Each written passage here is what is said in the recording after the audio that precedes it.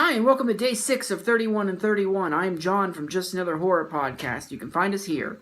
And maybe Podbean for a little bit longer, but mostly just here. You can find our old shows here. You can find whatever else we do on here. It's jam-packed. So today I watched Halloween 2, or H2, by Rob Zombie, the sequel to his remake of Halloween. And I say that loosely. Just like The Devil's Rejects was loosely a sequel to House of a Thousand Corpses, this is loosely a sequel to Halloween. It does provide an interesting perspective of a victim who survived a mass murder. And I think we recorded a podcast about this a long time ago, and I believe I put it up here. And my opinion kind of stays the same. Rob Zombie had an idea in his head, but he had no idea how to portray that idea. And he wanted to show what it's like to have to live after watching everybody get murdered.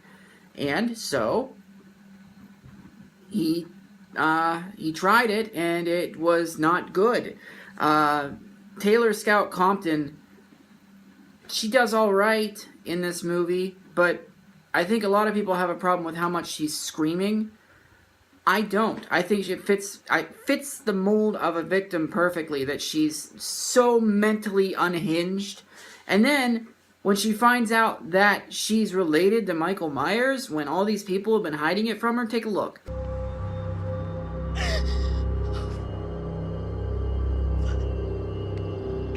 Fuck! Fuck! Fuck! Fuck you, motherfucker! Fuck! Fuck!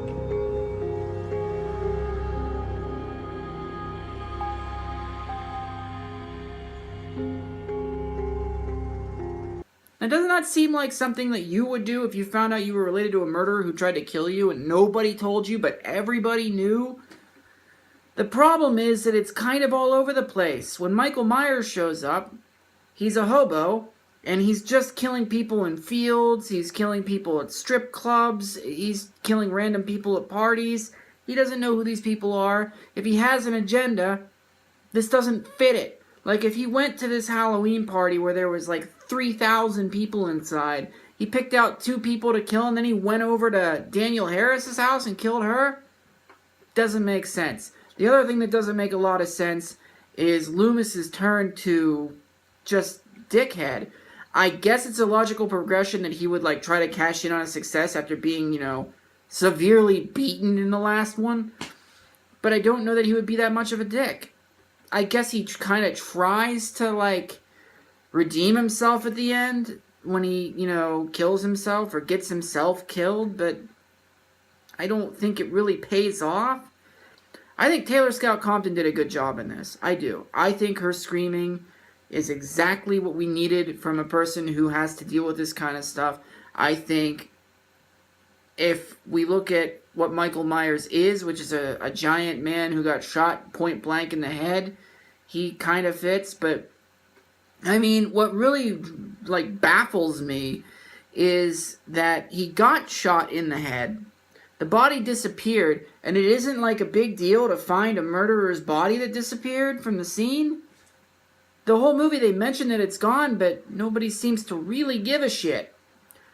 And also, they show that he has, a mark on his head. It's like, hey, I got shot here. But, it doesn't really explain it. And apparently he and Laurie are having shared delusions of Rob Zombie's wife, Sherry Moon.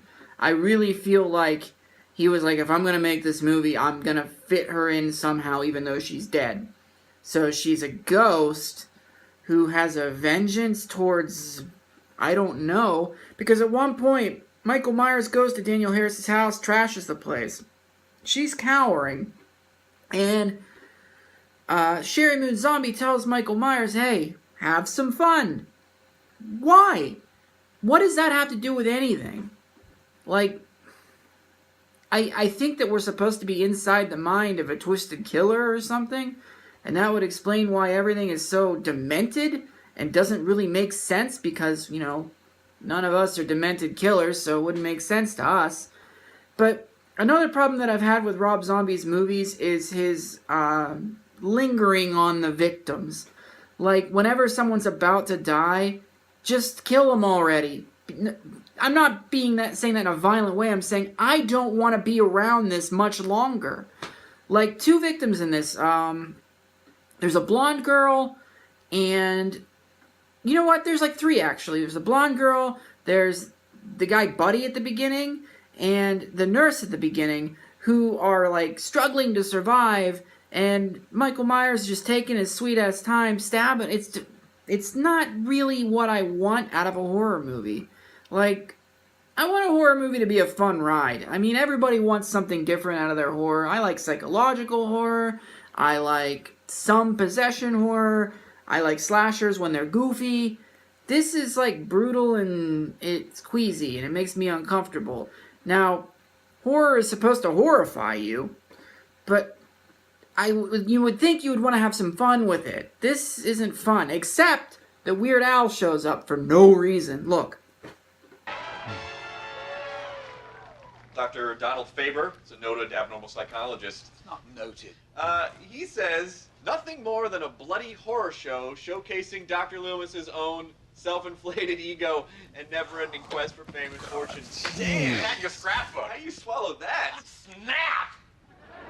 You got snapped on by Weird Al. Now come on. Weird Al, you can't go wrong with Weird Al. Overall, this movie is not the pile of crap everybody says it is.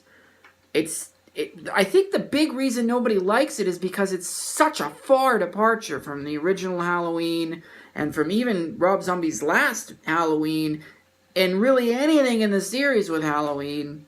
It's just its own little thing that kind of says, you know, we're so flippant about these victims. This is what it's like to have to deal with the aftermath. And for that, I commend it, but if I just wish that Rob Zombie could focus. You know, like, I've seen some of his other movies, like 31 and... What's that other one? Which one? I don't remember what it's called. I've seen them, and he's got these ideas, and he can't translate them to film for some reason. But I wouldn't say this is a bad movie. I would just say this is much like Halloween 3, this is completely different than anything else in the Halloween series. So, that's it. I'll be back in 5 minutes, aka tomorrow, to do another video. See you then.